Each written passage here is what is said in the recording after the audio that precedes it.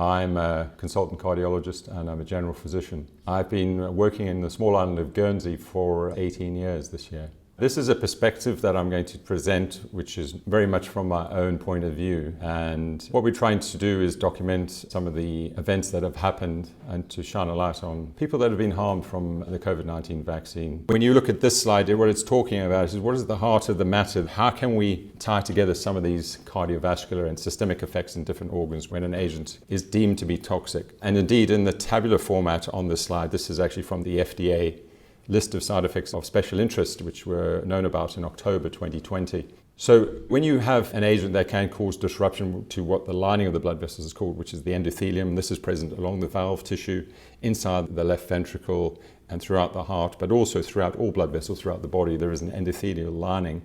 And when you get disruption to this through any inflammatory process, you can get thrombosis. And we know the spike protein causes endothelial disruption, so that's really important to understand that. The lipid nanoparticle with the zeta potential, once it becomes caustic, also can become quite degrading to the endothelium. You can get thereafter, you get platelets, which are the foot soldiers which stop bleeding whenever you cut yourself. They can inappropriately manifest into a thrombotic cascade, and you can end up with inappropriate thrombosis. And we've heard about some of the thrombosis pathways which have been abnormal, very thick and rubbery clots.